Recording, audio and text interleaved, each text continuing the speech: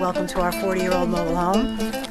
Well, when we bought this property, this was the only existing structure, and we really had some thoughts about, is it worth saving? It's 40 years old and kind of falling apart, but we decided, well, let's take a shot at it and not make a landfill and see what we can do.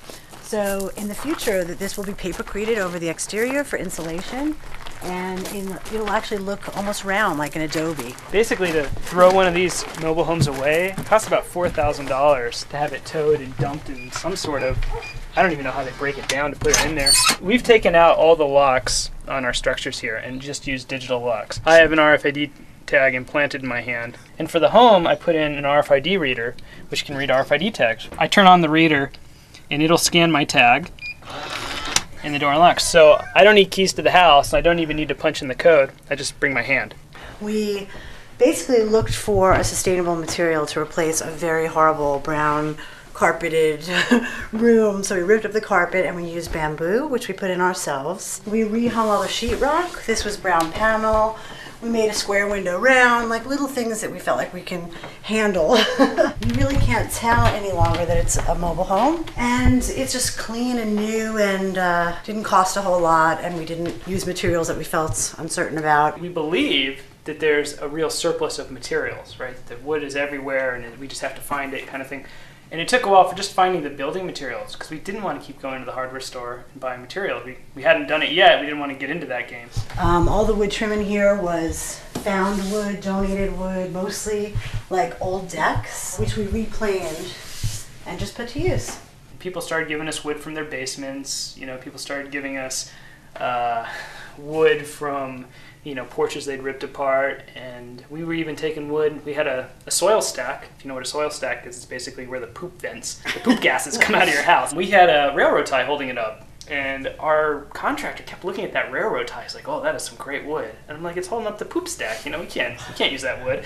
And he was adamant, and we have a whole room that's done with the poop stack railroad tie, and it's awesome. I mean, it's really good looking wood. He was right. So a lot of the wood we're using is almost 50 to 70 years old. It had already been cut down and harvested at that point. So it's probably from 200-year-old trees, and wood like that just doesn't grow anymore.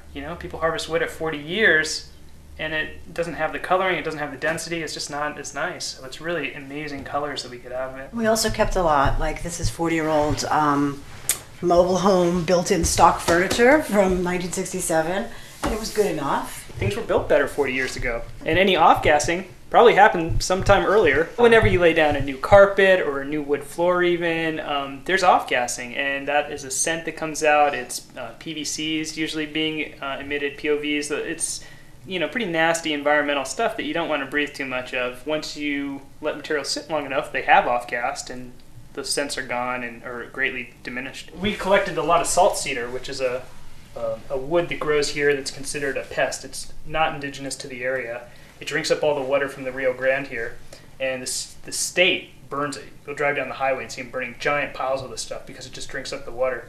So my mom had found this piece while we were out harvesting salt cedar for our papercrete, and we just cleaned it up, and it's a really beautiful piece, and it sort of looks like it's doing something, although it's not. And we use salt cedar elsewhere too. Like if you look through here, the curtains and the curtain rods are salt cedar, and the curtains are hemp. Like we just tried to really be as resourceful as we could and not go to the store and buy new materials. You redid this for about like 10 grand, is that? In materials, well, yeah, about $10,000. Yeah, $10,000, 3 months, one laborer who was pretty much full time. And 10 grand plus what it was valued at by the insurance company, which was $1,000. So technically this is an $11,000 house. If we were to build with standard materials in a builder, it would have been at least $80 to $120 a square foot. And that's just new, ugly Home Depot look. That probably would have cost us, $100 a square foot, $1,000 to $100 grand. Yeah. This is why the prefab world doesn't really make sense either. If you pay $200 a square foot, you got a $200,000 home that was prefab.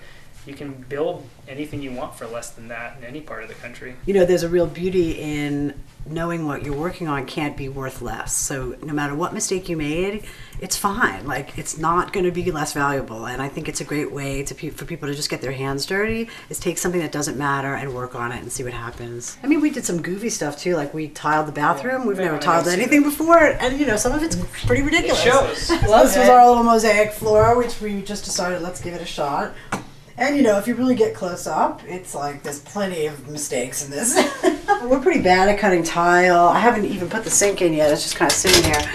But you know, who cares? This was, if you should have seen it before, you know. And we did it ourselves, and every day we look at it and we're like, look, I did that, yay. We get a ton of support from like the older communities who've been here for multiple generations, as well as the new. You know, it's food, shelter, clothing kind of thing.